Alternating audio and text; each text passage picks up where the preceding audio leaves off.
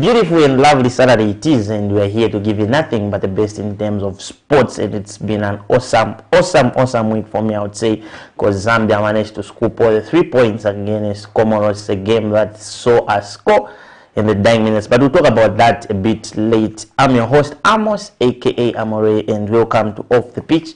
And as always, I'm not alone on set. I'm joined by one Augustine. Augustine, welcome to the show. Thank you very much, Amos. It's always a pleasure to be here. We turn all the glory and honor to the Most High God. And good morning to the viewers.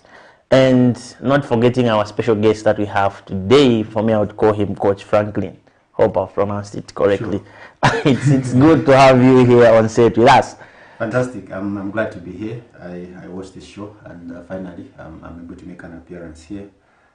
Looking forward to the discussion that we're about to have, and thanking everyone that's joining us just this moment. We always call it a debut appearance, and I'm sure there are more appearances for you to come. Coach Franklin has got someone's special birthday today. My daughter turns 2 today. So oh, okay. It's a happy birthday to her. Oh. We've been blessed, and we thank God for her. My niece turns 2 as well. Both were born on the same day. God. No, you are blessed. You are blessed. You are blessed. And a happy birthday to Coach Franklin's daughter, and you said the niece. Yes. The niece. They will hopefully they share the same day. But for now, we'll just take a very short break, and we'll be right back on the other side.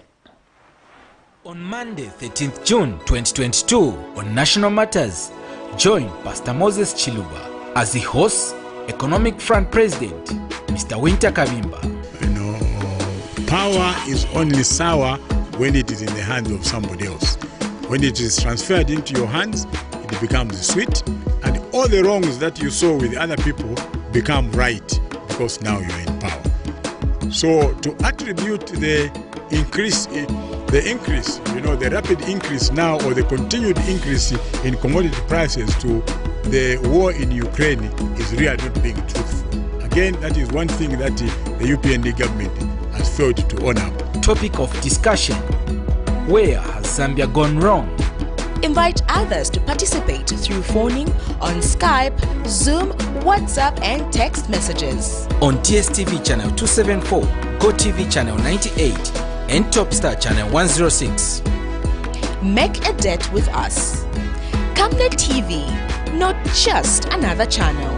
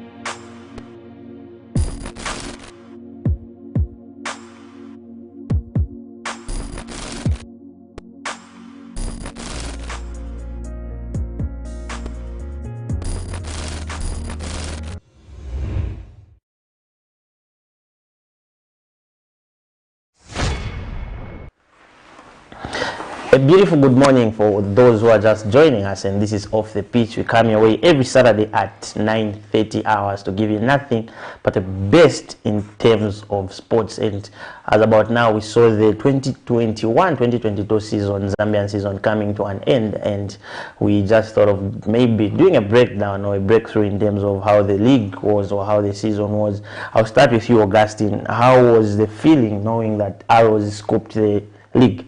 Yeah, after a very long wait, 18 years to be specific, it's been a very long journey for Red Arrows to have gone through the good and bad times. There have been a lot of highs and a lot of lows during this 18 years period, and this season was the time when Chisimbe led Red Arrows to the promised land. 70 points, 52 goals. I think to me, undisputed champions, if you have to be honest, looking at the balance of play, the way the players came to the party. Red Arrows had about 14 different scorers, which is not easy in Zambian football. And to have Ricky Banda scooping the top scorers award, it shows you how the team was always playing on the front foot. They attacked teams. They lost 4 games the entire season, and 3 of those came in the first 5 games of the season. So you can see, after those first 5 games in the season, Red Arrows went to the drawing board, noticed what they are doing wrong, and improved on what they are doing right. And then they went on a run, is it about 17 games unbeaten, which surely won the league title, because that run was the turning point for the football club. And credit to Red Arrows, it's been an amazing season for them. They just need to back it up coming into the following year, and we just hope to see a good season as we look for the 2022-2023 season.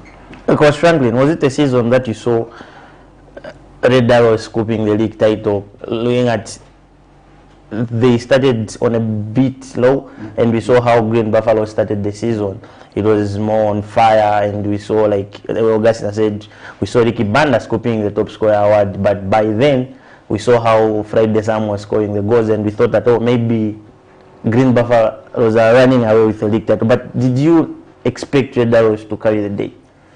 Not entirely, given the performances over the last few seasons. However, from their performances in the season just before last, I think you could tell that they were progressing forward. Let's not forget that they qualified for the Confederation Cup because of the performances in the other season. I wasn't expecting them to win it, but I think at the end of the day, they merited winning the championship, given what they gave on the pitch. Let's not forget that there's been a particular order in Zambian football over the last 4 or 5 seasons, where it's either a Zesco or a Zanako coming in there. But I think Red Arrows broke that order, which is a credit to them. For me, Red Arrows were a result of a particular process that I think they have undergone over a period of years. There are a few players that came to the fore this season. A few people may think they are probably new players at the club, but they've been there maybe like 2-3 seasons. You are talking about the likes of Chihuahua. Saddam came to the party. Benedict Chipeshi, I think, wrote back days. We know that he's been playing in that team for a long time.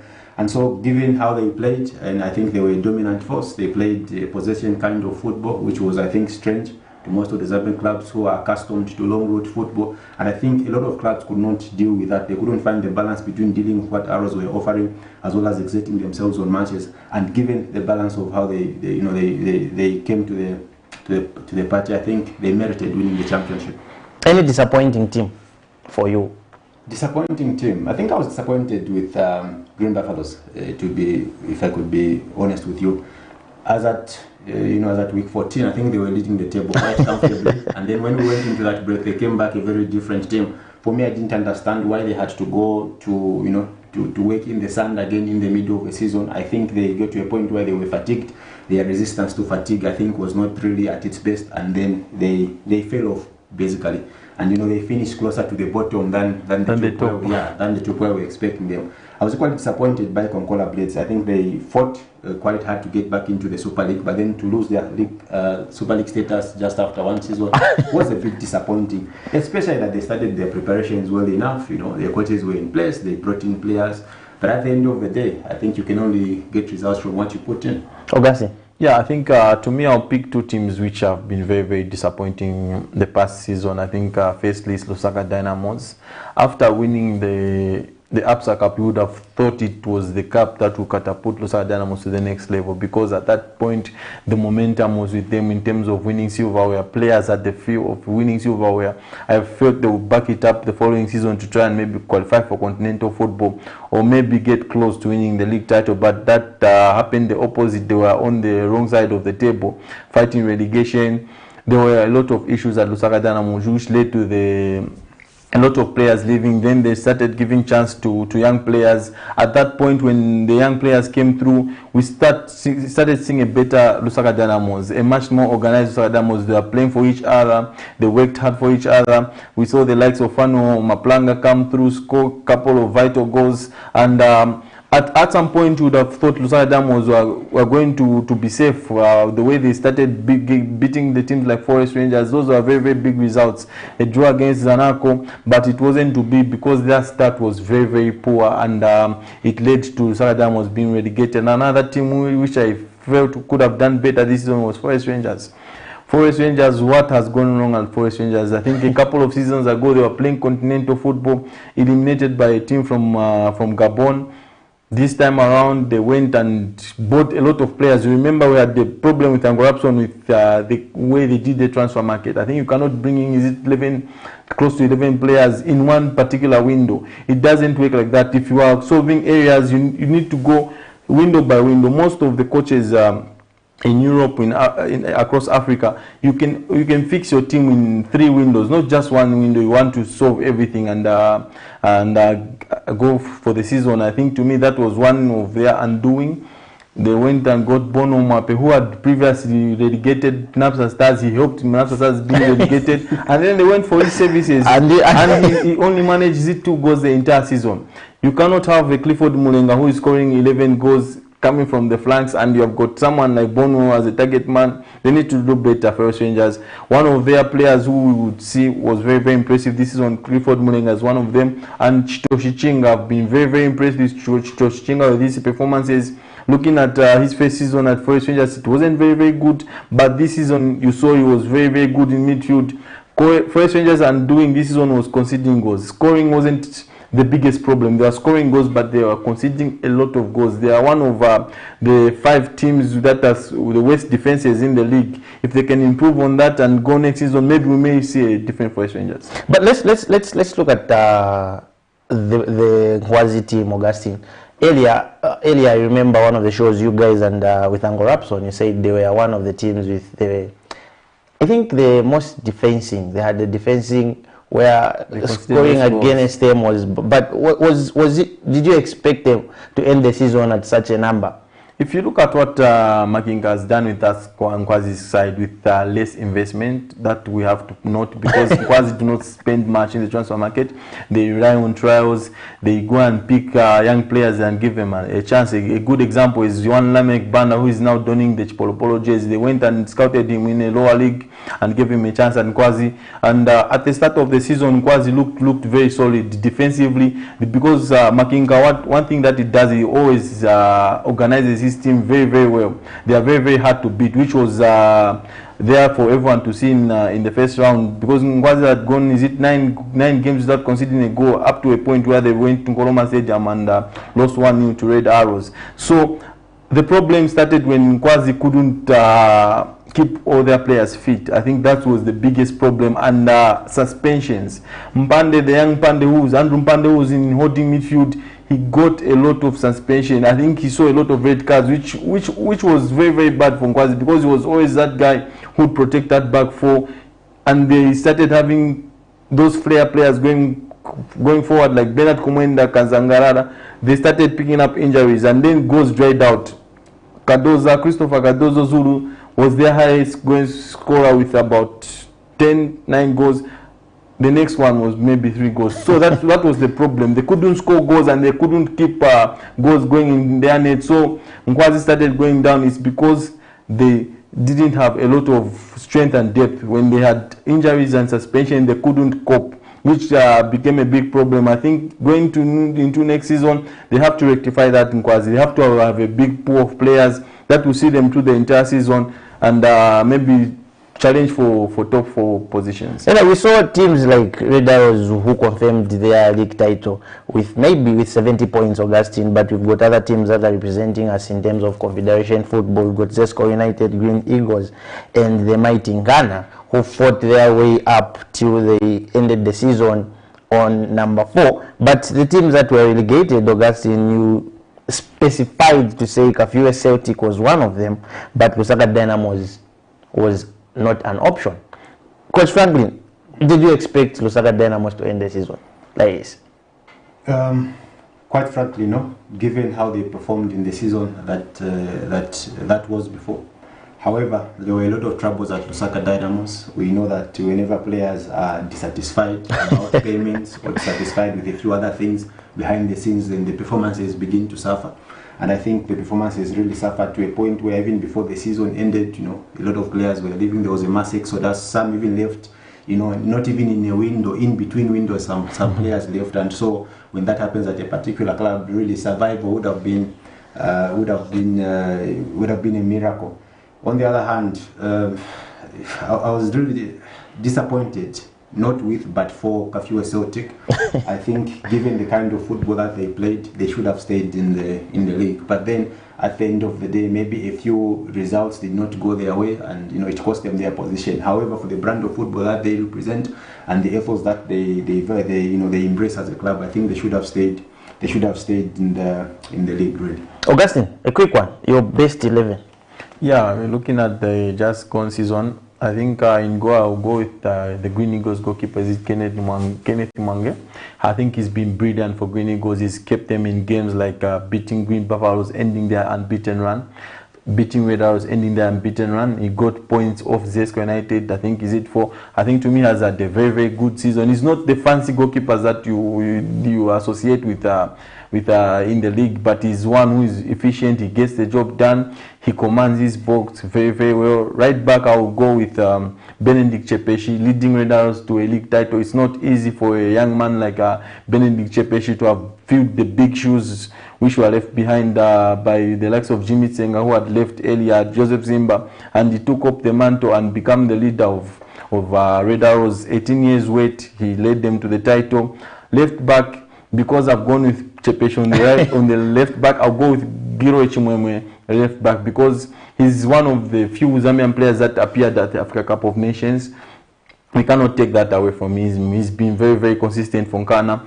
One of the Red Arrows defeats were against Nkana, and Giro Echimwemwe was the goal scorer, so I will go with Giro Echimwemwe left back. Centre half, I'll go with Trezo Shibwabwa, probably one of the best players in the league.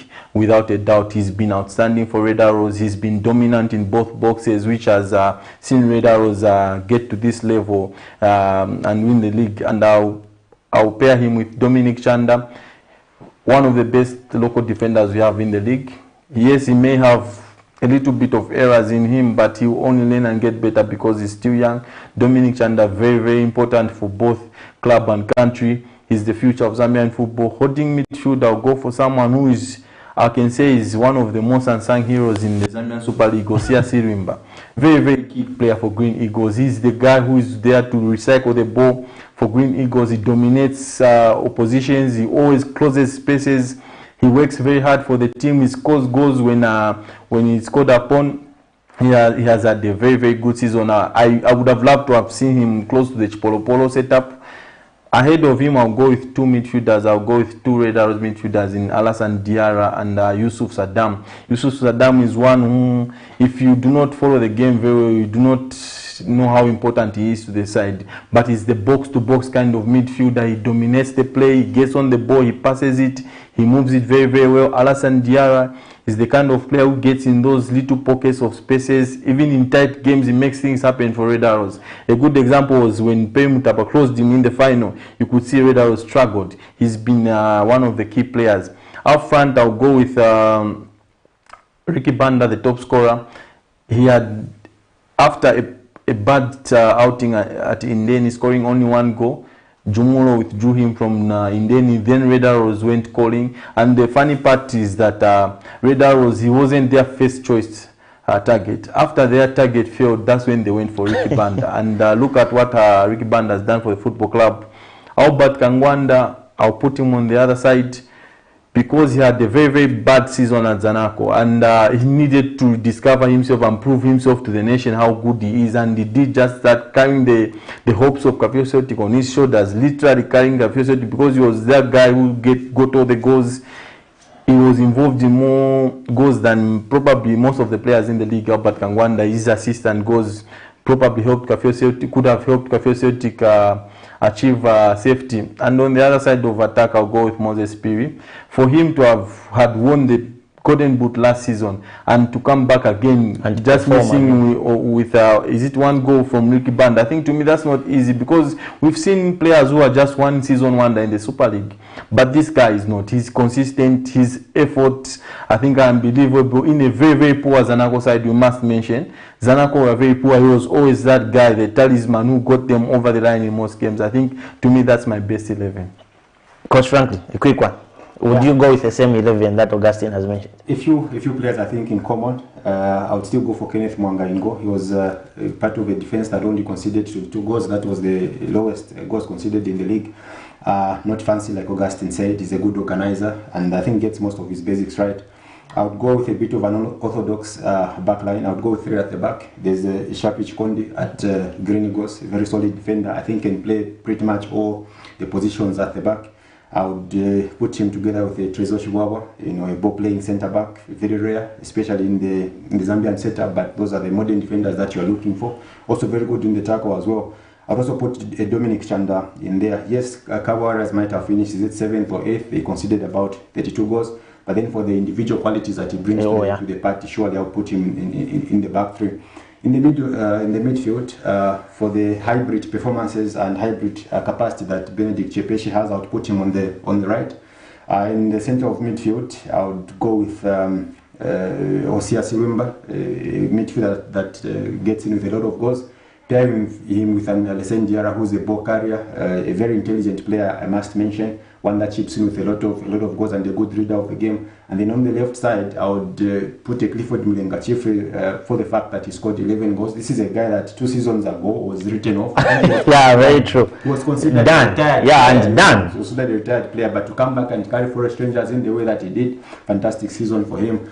The front 3 for me would be Ricky Banda, obviously, the league top scorer. He's a young lad. He's able to hold the ball. He's able to go into the channels, which is a requirement for the modern day striker. And on the other side, I think I would have Moses Piri as well. He can play across the entire front line. And then John Chimandu, the few times that he played, the few times that he wasn't injured, he carried Zesco United forward. And trust me, had it not been for his goals and his presence and influence on the pitch, they may not even have finished second. That would be my best 11 for the season. Your player of the season? Wow, that's a that's a tricky one. Wow. But I think given the importance that he carried for his team, I would actually say Ricky Banda was a point of difference for Red Arrows. His goals, I think, yes, a lot of players might have scored, but for the amount of goals that he brought to the table, excellent. Augustine? Yeah, I think I'll go with Trezor Shibwabwa, Red Arrows player of the season. Probably the best player in the league. He's been outstanding for Arrows, like I had earlier mentioned in both boxes. He's been crucial.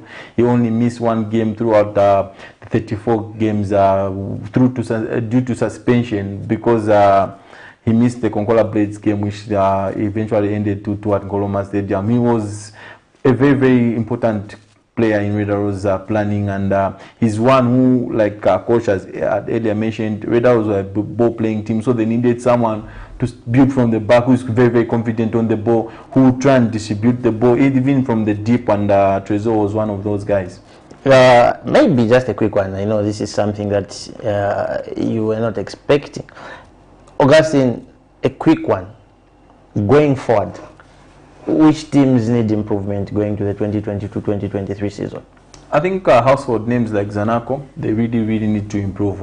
You do not want to see a Zanaco mid-table. You want to see them challenging for the league title. It makes our league attractive. We don't want to see Zanaco up there. And like I had earlier mentioned in one of our shows, we want to see Nkan and Power challenging for league title, not just the name that we have got, the biggest club in Zambia. The biggest. They need to be playing for something prestige. Look at the likes of Liverpool and Man City. When they're going toe to toe, they are fighting for the Barclays Premier League. We need to see Nkan and Power Damos do that. The one who has been sleeping the most, I think, is Power Damos. They need to get their act right. Quite frankly, I think what teams need to improve, there is room for improvement. Outside of Red Arrows themselves, they are going to be competing in the Champions League. Surely, if they cannot raise their level, they do not expect them to even make it into the group stages, because at the highest level, I think the stakes are higher. We could as well say the same for Zesco United. I think it was an underwhelming season. Yes, they may have qualified for continental football, but I think a lot of improvements are needed there, especially in terms of their tactical approaches to matches. The two Quito Giants, obviously, they've been sleeping for a very long time. There's need for improvement there.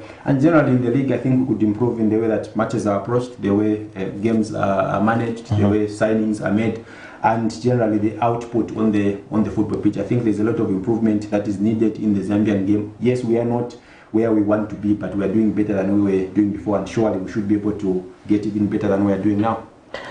Anyway, that was just a recap in terms of the 2021-2022 season that came to an end. That saw Red Arrows scooping the league title, which was their second, and they had to wait for more than 18 years. How old are some of us? Anyway, what measures that? But I will just take a very, very short break as we come back and take a look at the analysis in terms of the game that was played between Zambia and Comoros, and maybe just a bit of the highlights and going forward. And the question that we have today for our viewers who are watching at home, where do you feel like Zambia will manage to qualify upon the 2 games that they played? That was the game against Ivory Coast and the game against Comoros. We'll just take a short break.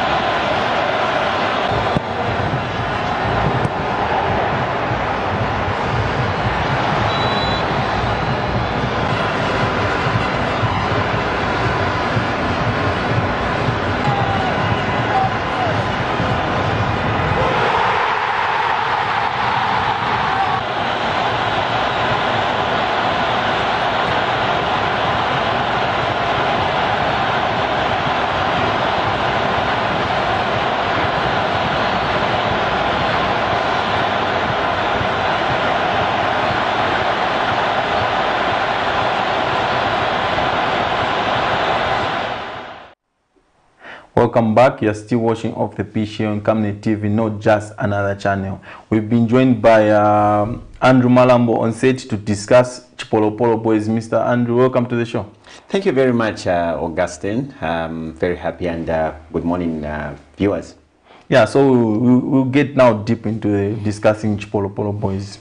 I'll start with you, Franklin. How would you assess Chipolopolo Boys' performance in the game against Lesotho, Comoros at home? It was a mixed bag, really. There was both good and the bad in that match, which I think is expected in every football match. But then you always want to be in a position where the good maybe outweighs the bad. There were a few instances where I think as a team we struggled, starting from the structure and the approach in itself. I think from the first whistle, the approach that we took may not really have been the best. We went with the long road football, which I think the coach has not been advocating for. If you look at the friendlies that were played prior to this competition starting in terms of the qualifiers, he was advocating for a short passing game, I think box to box kind of movement. But then I was surprised in that match that he went route one. For me, his players were lost. And I think from the first instances, you could tell that I think there was too much pressure on the coach, which I think radiated to his players as well. And I think they didn't really deal with the pressure as well as they should have.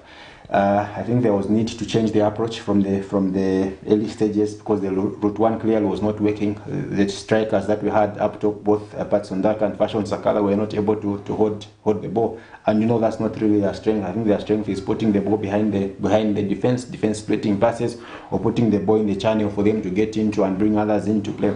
That did not happen. I think that would be a summation of the first half. In the second half, I think there were a lot of positives, especially when a particular sub was made. The Klingsangwa substitution for me was a game changer, because it allowed the team to put the ball on the ground, allowed the team to begin to cover ground moving forward, a bit of box to box, and I think it threaded a lot of balls in behind the defense of the opposition, which we needed, and that is why even the young man Lamek Banda I felt looked better on the particular day because of what Klingsangwa brought to the game. At the end of the day, maybe it's one of those where we will say substance over style. We got the result that was required. Yeah. So I think looking at the game against Comoros, probably we expected a very, very tough game, if we have to be honest, because Comoros, looking at their performances at the Africa Cup of Nations and our bad result in Cote d'Ivoire, because there was that negative energy going into this game, and Comoros were coming on a high, just defeated Lesotho. Was that the kind of performance you would have expected from Chipolopolo boys, or maybe they could have done a lot better? I think, Augustine, on that one, I feel Chipolopolo were supposed to have done much better. They would have, we were supposed to give a very different approach. The fact that we lost with Ivory Coast, we were expecting that probably they would have come with that pace. They would have come with that courage, and also an advantage that we were in our country. It was local. And looking at the result, the way it came out, with me, the pace on which after being scored, the pace on which we moved up, the pace we gave after conceding, that was the pace I was expecting the Zambian national team to be playing from the start. We didn't have the steam. We were playing so comfortably. And then after conceding, that's when you could see that people could now wake up here and there. Now we could see all the positions now, getting into reaction. I think that's not what we were expecting from the Zambia national team. With me, to me, that was a very poor performance, because ultimately, I'm looking at the pace, the speed from the time when we started. But then we won the game through, chances. We took only 2 chances. I would call them 2 chances. In fact, we had a lot of chances, but unfortunately, most of them were not utilized. We saw a lot of missing here. It's a clear goal, but high balls and stuff. I think on a professional football, and the fact that it's a national team, they were playing like as if it's just an amateur type of football. But at the end of the day, we thank to Kangwa and the likes of Mwepo, who came in and they did the needful at the end of the day to remove the shame of the Zambia national team. Yeah. So looking at the game, the way I look at the Zambia national soccer team, our best players are in midfield, especially attacking midfield. Why are we struggling to find the right balance, the right combination? Because that's an area where we need to dominate, because most of our players that are doing well in Europe, they're playing in that particular department. What can we do right to try and rectify that into in the next games? Yes, but I think even before we look at maybe what we are getting wrong, we must also give credit to Comoros. One thing I observed from them is that I think they're a very well structured team. We might have observed that on the negative transition, whenever they lost the ball, They moved back into their positions, into their shape. You found the white players, they were attacking in, and they were, I think, condensing the midfield, if you like. They were making a very compact structure in there, and that makes it very difficult for you to play against them. Back to your question, what do we have to do? I think at the moment, the best kind of football that we could possibly play, because of the amount of midfielders or ball-playing players that we have, is a possession kind of football. But why are we struggling? For me, like I told you earlier on, I think the approach in the first minutes was all wrong. You cannot have a midfield of the fashions of Enoch Mwepo and Emmanuel Banda, and you still want to go long, because the strength of those players is putting the ball on the ground. But then, like I said, maybe the coach thought that going for an early goal was going to sort out our troubles. But I still believe that whenever you're playing at home, I think use the first 3, 4, 5 minutes to win the crowd over, and you cannot win the crowd over by playing possession kind of football. The moment you do that, then it unsettles the opponent, and once they're unsettled, you can begin to build on that. What can we do going forward? I think it's only about working a bit more on the combinations, and I think sticking with certain combinations will let us identify who our best 3, for example, would be in the middle, or is it our best 4 would be in the middle, and begin to build on that. Remember, football is played using using spines, using particular set structures, and so let us try and identify what our spine is going to be. Then we build on the same. If you are ball playing midfielders or ball playing players, the best approach is put the ball on the ground and make it progressive possession. If you want to play long, then they are going to struggle, and hence our struggles in the first half. Because trust me, we looked better in the second half. Can we identify who our best 3 or 4 midfielders are? Let us try and work on that combination and keep building on the same. And it's only in that way that we're going to get the joy that we're looking for. Yeah, so Andrew, I think if you look at our performance against Comoros, it left much to be desired. It was clear for everyone to see. But the part that the crowd played in that game to try and drive the team to the next level, to try and drive the team to get into the next gear, how important will be our home fans in the remaining 2 games at home against Ivory Coast and Lesotho? How big part will these fans play going into these 2 games? Of course, they will play a very big part, and it was very, encouraging. They gave a lot of confidence. Yeah, we could see some songs here all over the stadium, trying to encourage the team. And that also, I believe, is what also led the team to come back into the game, because, they didn't show that, disappointment after an early goal, after conceding an early goal. Otherwise, that one was going to bring a lot of issues to the team, or even to the soccer fans. But then you saw, we could see that they could push in, because we also had that feeling to say, okay, after conceding, but then we still have hope for the national team. So we kept on, even as we were watching, some of us in our homes, we kept on saying, but I think something will come out from here. And for sure, it came out because of the confidence the soccer fan had, and we all asking that maybe they can come more in numbers, so that probably that could be of help again to these remaining games against Ivory Coast, of course, and Lesotho. Yeah, I think, to me, I felt the fans played a very, very big role in terms of trying to drive the team, because they kept the teams on their toes. I think, to me, they didn't lose concentration because they knew the fans were on it. And we'll try and discuss now individual performances, coach. If you look at the team that we had, yes, collectively there are some grey areas. There are areas that we would have done better, that we didn't do better, but there were some individual performances which stood out. I think, to me, one of them was Franklin Musonda. His home debut, it was always going to be very, very tough for him coming to play in Zambia. Hasn't been here for a while. How was his performances, and which individuals felt that did very well on the night? Well, Franklin Musonda, for me, represented a player that shows you that he's gone through the stages of development. For a defender, I think he was calm enough, and you need that calmness at the back, especially when the stakes are high, when the pressure is high. I think he maintained a certain level of calmness. You could see that he's organized. He's a good organizer. This is something that has been missing at the back for Zambia. The challenge we've had, why we've been conceding a lot of goals sometimes, has not just been down to individual quality, but also the collective in terms of how we organize each other. And I think he's a talker. We saw that from him. There were, I think, 1 or 2 instances where he lost the ball, but the fact that he managed to get back into his position and maybe applied the pressure at the right moments is very key. Going forward, I think he would also be crucial in terms of in the opposing box, because I think he likes putting the going far back post, bringing back the headers across the 10-yard box, 16-yard, 18-yard box to try and bring others into play. It was a good debut for him.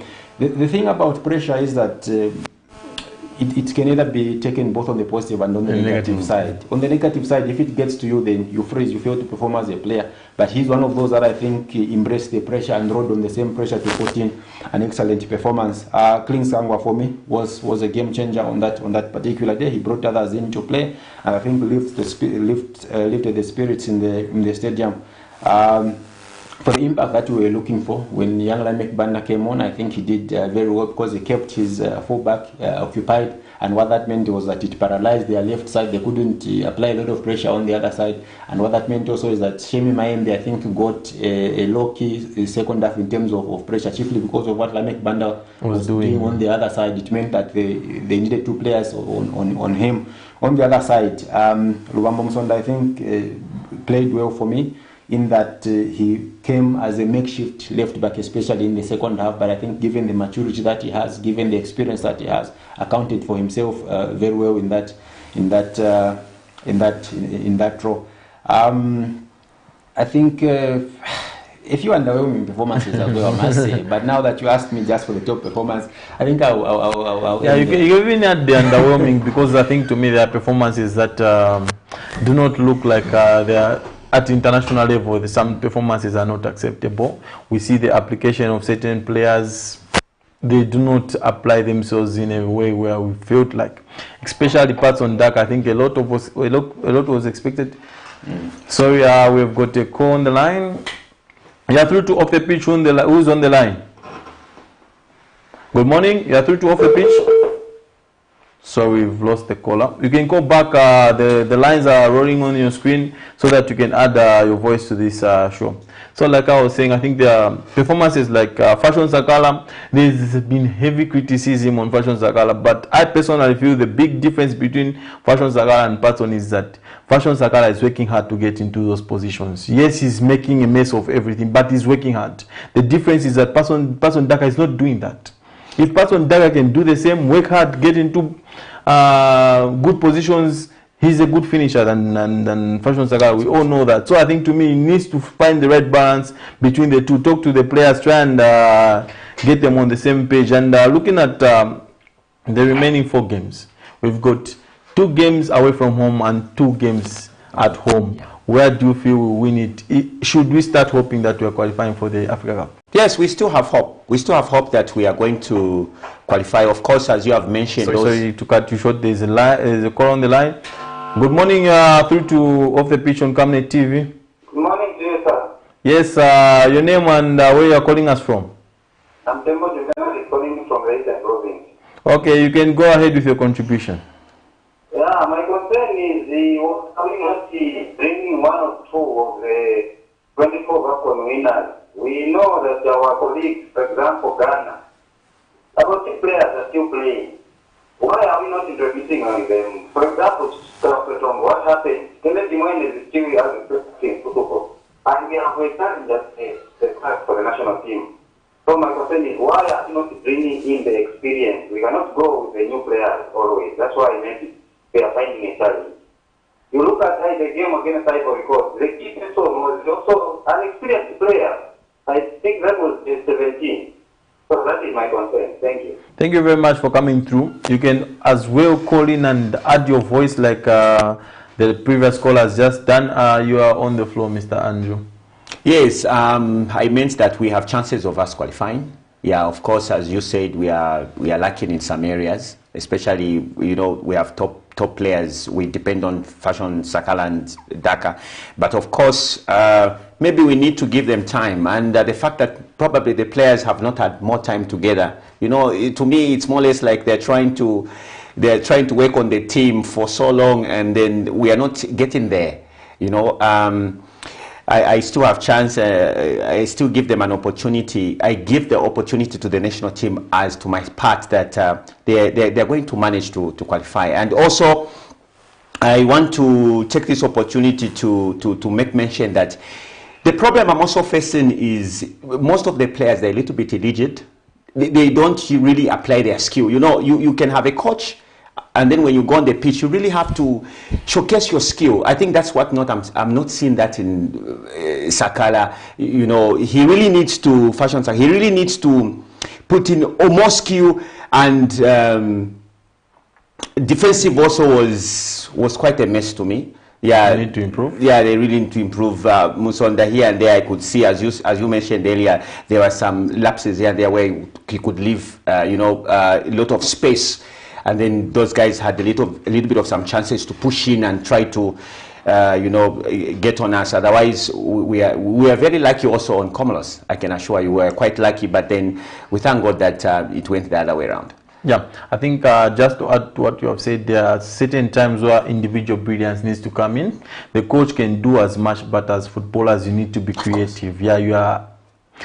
I was reading something about Pep Guardiola in his time at Barcelona. He said he would only train players from his own penalty area until the final third. When they reach the final third, they need to do their own magic. I think to me it's something which we are lacking at this particular time at the national team. We need to see players coming in and doing something different. Coach Franklin, as we wrap up on this topic, what do we need to do going forward if we have to have a chance qualifying to the Africa Cup of Nations? Which areas do we need to improve, and how do we improve on them?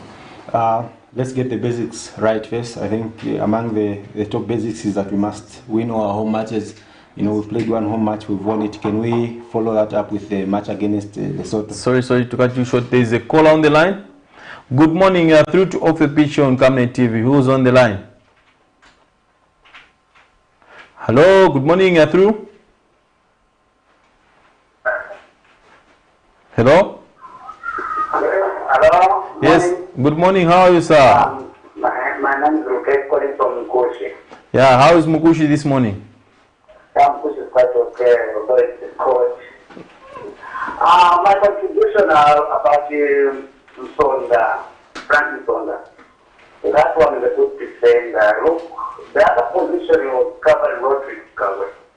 Rodrigo Kawe is not a natural street defender, left defender. So we need to put a left defender there, natural winger. I don't know what to call it. Number 3, like the likes of Prosper can come in and take that position.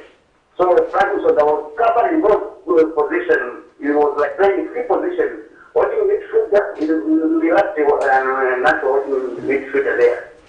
Again, the other one is go back to his position, go to other. So you're like playing 3 positions. So that one, for me, is fine. Let's look for natural, that position for number 3.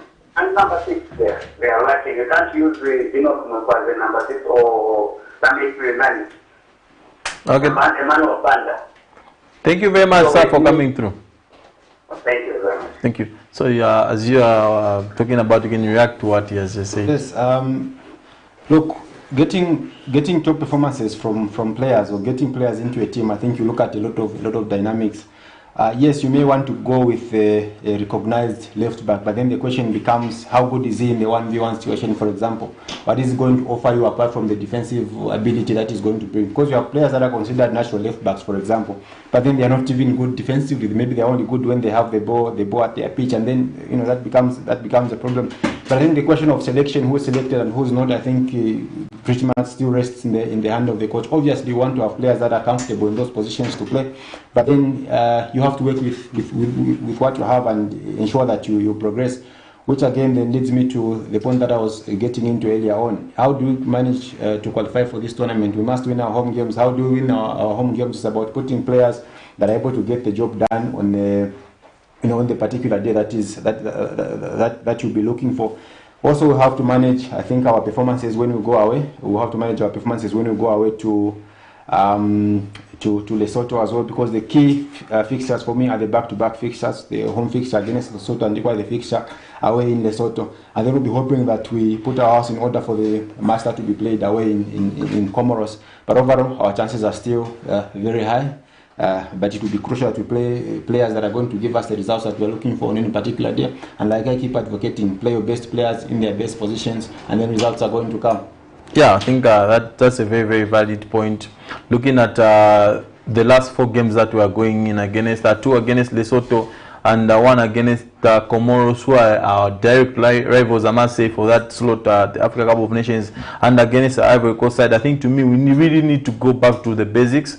Let's do everything basic. I think to me, one area where we need to work on is holding midfield role. Is something which is very, very crucial. Sure. We are very, very open in central midfield. If we can try and work on that, we can try and have an attacking outlet, which I didn't see in these two games. We didn't have an attacking outlet. No. We didn't have a clear plan of what we are going to do when we have the ball in the final third. It's something which the coach will have to work on.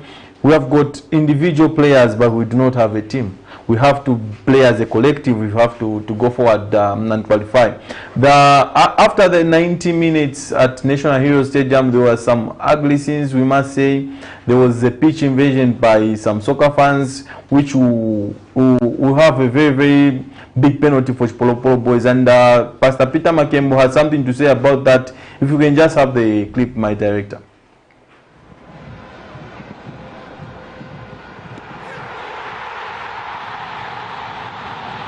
The live TV cameras were still rolling at the Hero Stadium on Tuesday, 7th June 2022, when Zambia beat Comoros 2-1 in the ongoing 2023 Africa Cup of Nations qualifiers. The Chipolopolo, who are in Group H alongside Lesotho, Ivory Coast and Comoros, carried the day after a leading that came through Kingsley Kangwa at the 88th minute. Despite the victory by the Chipolopolo, some soccer fans invaded the pitch just after the 90 minutes whistle, an act that has been strongly condemned by the Zambia Sports Fans Association patron Peter Makembo. Pitch invasions by supporters causes injuries and may also lead to death. The result, my fans did not behave the way I expected them. When you look at us on the other side, we tend to move in that solidarity move. So it was an overexcitement. Or having an overexcitement, it may cause a problem. It may cause a stampede. It may cause some injuries because one of your friend, on your way of celebrating, you send to celebrate badly. So that we condemn it to the fullest. Makembo also notes that the behavior exhibited by the fans in Tuesday's game was not expected. Makembo adds that there is need to strengthen security on the pitch. Let us learn how to behave away from the field of play. You see, even the players, they failed to come and wave at us. Why? Because some fans trooped, they couldn't believe it, that Zambia's won. So also maybe reinforcement of the security should also be up. It's a two-way. Appealing to the fans not to behave in the way that they behaved, also to beef up the security. In such kind of scenario, security should come in quickly and seal off such kind of a thing, because no one will jump towards. If you look at the distance from the terraces to the ground, it's quite high. So for a fan to drop from where he was to come down there to the field of play, that was porous that side, on the security part. Pitch invasion has serious consequences that can lead to a ban in fans watching live football matches. Blessings Chakwila, Camnet Sports, Lusaka. Welcome back. You're still watching Off the Pitch here on Camnet TV, not just another channel. Those were the ugly scenes after the 90 minutes after the game against Comoros. I would like to urge everyone out there, I think to me that's not acceptable, because a football stadium, they are young ones. People go with their families, and that kind of behavior, I think to me is it's not acceptable. We'll go straight into the playoffs for the National Division 1. Teams that are vying for positions in the Eden University League. We had playoffs that were taking place, and at full time it was Mitondo Stars 2, Aguila New, with goals by Christopher Walia and Osuma Chita. For Rio Nakonde, they beat Blue Arrows by 3-1, and another playoff was between Katete Rangers and Solwezi United, which ended 3-1 by in advantage was Katete, who won with James Speary scoring a hat-trick. The group standing as follows. In Group A, Katete Rangers from the Eastern Province lead, followed by Luena Buffaloes from the Western Province. Then we have got Pulungu Harbour from Northern Province, which is Coach's team. And then we have got Riflemen who are from Lusaka. then Solwezi United from the Northwestern Province. In Group B, we have got Aguila Stars from the Central Province, Blue Arrows from Southern Province, Mansa Wanderers from Wapula Province, Mitondo Stars from the Copper Belt, and Riauna Konde from Muchinga Province. Coach, just a summary of the games that have taken place. Who do you think is in a strong position to win promotion? Okay, I think there's only been one negative for me so far, in that you know that ZESCO put out their developmental teams, and so you have clubs like Mansa Wanderers coming in to replace ZESCO, Luapula. You have teams like Solwezi United coming in to replace ZESCO Solwezi, and so that for me has affected a bit of the quality, because some of these teams had even gone on off-season, then they are called back to come and play in a tournament, and so I do not really expect results to go their way. In part, it explains why Mansa Wanderers suffered the 6-0 loss to Mtondo Stars the other day. Who's going to make it? I think Riflemen have started to. They've won all their 2 games. Luena Buffaloes are looking strong. Interest declared. My former team, Mpulungu Haba, is playing today. They're going to be playing at 13. I expect them to recover from the 3-1 loss they suffered the other day, and I think they might put in a good performance today. For me, the favourites in Group A, it's between it's definitely Riflemen are going to make it. Then the second spot, I think, will be between Mpulungu Haba and Luena Buffaloes. In the other group, I think that's the toughest group for me. Mtondo Stars are looking strong. They've won both their games. I think Aguila Stars still stand a very good chance. Blue Arrows, I think, disappointed me in the match. I was expecting a little bit much from them. Real Nakonde, I think, are a good side as well. But for me, the favourites to emerge from that group still remain Mtondo Stars and Aguila Stars, who are representing Central Province. And if those 2 sides can make it into the league, then well and good. Yeah, so it seems that we have had only 10 minutes on set, and unfortunately we have hit 1 hour. And I'll just get your closing remarks. I'll start with you, Andrew. Wow, thank you very much, Augustine. All I can say is the behavior. Let me talk about yeah, I think with the soccer fans, as Makebi has put it, that was uncalled for. Yeah, of course, that was a signal that Zambia national team, they won a long time.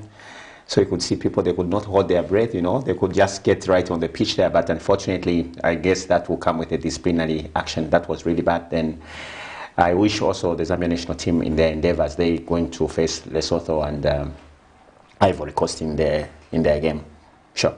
Thank you. Coach Franklin, your closing remarks. Well, it's been a pleasure being on this show. I follow it, like I said earlier on. Back to the football.